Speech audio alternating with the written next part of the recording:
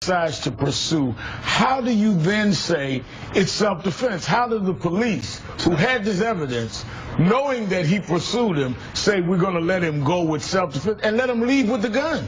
And he's still there. You know, Harold, it used to be that guilty of being black while driving or guilty of being black while walking would obviously cause concern because African-American males would be harassed while walking through neighborhoods. I remember a famous case back, I think, in the late 80s in a nice neighborhood in L.A. Here, though, the guy gets killed, the young man gets killed, and the police don't arrest this murderer for anything. For a weapons charge, anything. He should be charged with murder. No, I'm saying just to start, just to get him in. Nothing. Right. The facts, at least what we see here, and again, I don't have all the facts privy to me, but all that it's been out. 17-year-old kid, unarmed, walking through a neighborhood, walking through the neighborhood for a singular reason. Is African American. This stand, whatever your ground law says, you can't pursue someone and confront them if you feel threatened. So this law is literally getting in the way of action being? No, I don't know what the police, I don't know what they it's not the law. It's the police department down there. It's the state attorney's office, and I don't even know who they are down there. And Pam's saying, yeah, she's not going to leave any stone unturned here. That's Florida's Attorney General. So they're going to go after it. But the fact this guy's not been detained or arrested is more than puzzling. I think what the family has said, what we're doing, we're having a big rally down there tomorrow night, is saying arrest him. How can the community, how can the family even trust the local proceedings without an arrest? We've seen any number of people arrested. The head of the IMF was taken off a plane arrested. Right. Then you decide to charge them. You don't wait to charge somebody to arrest them. There's probable cause to arrest a man that pursued someone and killed them for no reason. Chased Mika, a 17-year-old young man, down that was armed with iced tea and Skittles. And he is attacked by a man with a 9mm, and they don't arrest him. A story that is backed up by 911 calls, where you can hear this unfolding by witnesses who are on the phone.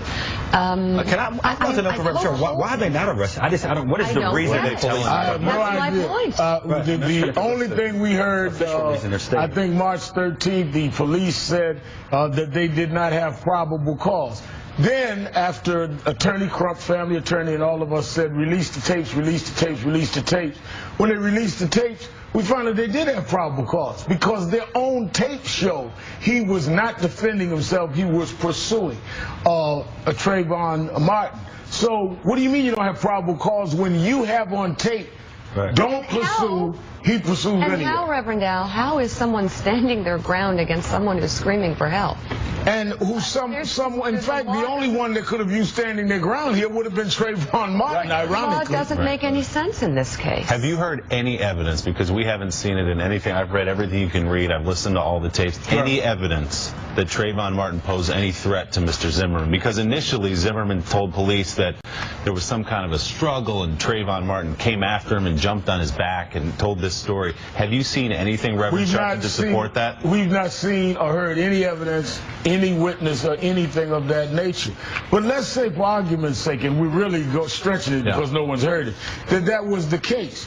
If you are an unauthorized, self-appointed watchman, you stop a guy who has no idea who you are.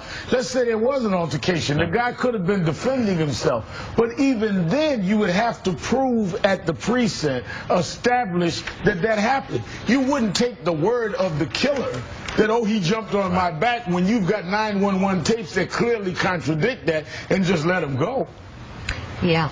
And you have Trayvon Martin on the phone with his girlfriend, or with a young friend, expressing his and the answer, what is more egregious, is that they put Trayvon Martin's body in the medical examiner's office for 3 days. His father's calling around hospitals looking for his son. They never even took his cell phone to call his last numbers to find out who he was. So the Sanford police never did that? The Sanford police never did that. So you've got them leaving the kid like he was nothing in the medical examiner's office. You've got them allowing the killer to walk Of course the family and the community is outraged. Of course we all are outraged. So this shooting took place on February 26th. I guarantee you Sanford police had possession of those 911 tapes in real time. So whoever runs, and again, I'm glad I don't know them, because they have known since February 26th that this young 17-year-old man, armed with nothing but iced tea and Skittles, on his cell phone, minding his own business, walking through a neighborhood, was chased, hunted down, screamed for help, and then shot to death. They have known this, and yet they have not arrested the man that they know very clearly was not standing his ground. It's not enough just to arrest the man who murdered Trayvon Martin. Something bigger has to happen, and whoever is running the police force down there, whoever the state attorney is down there, they are not worthy of the public trust. They have betrayed the public trust. They have acted shamefully, and they should. And when this investigation is completed by Pam Bondi in Florida and by the U.S. Justice Department, if the facts are as they appear now, they should be forced from office because they are unworthy of representing the people of Florida. To bolster your point, I just want to make sure I understood in Sharpton. For 3 days, the father of Trayvon Martin did not know where his son was dead. They did not know he was killed. They did not know where he was. He had his cell phone on. Right, and so the city or the state, the authorities never checked for identification, for his phone, to try to determine who his loved ones were, who his family was. Oh, come on, they had the cell phone. But my only point, this here is don't get me wrong, the tragedy around his shooting can't be undone.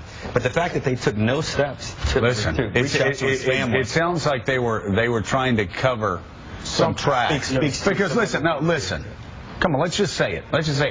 If a well, not even white, Hispanic, you name it.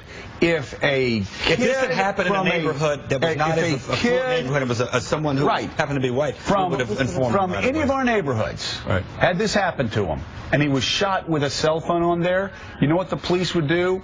They would take care of the body, they would see what was going on, and they would immediately go to the last number dialed. They would then go through the address book, they would call the parents, they would call home. Well, I want to know why they didn't do that. They drug tested the body, just to They drug tested the body. So they did not drug test the shooter.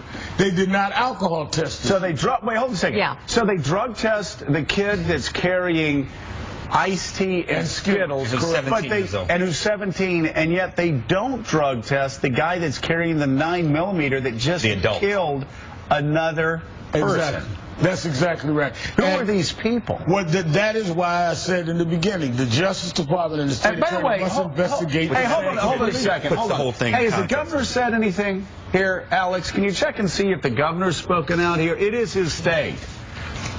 Give me the governor's quote.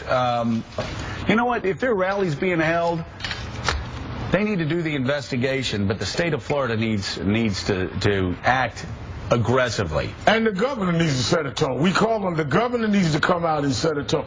This is a national outrage. And not only if the body of the young man, if the victim had been white or something else, would have been treated different. If it was a black that had done the shooting, he would have been arrested, I'm sure, in Sanford. If that had been a black that had killed a white kid under the same circumstances, we would not only would the family have been contacted, they would have told what time to attend the arraignment for the killer. I think that is very likely. And his dad had been calling his cell phone, so what you have to do is simply go to missed calls and find dad. That's correct. And call the dad back. That takes about 5 seconds. Wow. But it's astounding. I just want to make sure that they drug tested him. The corpse.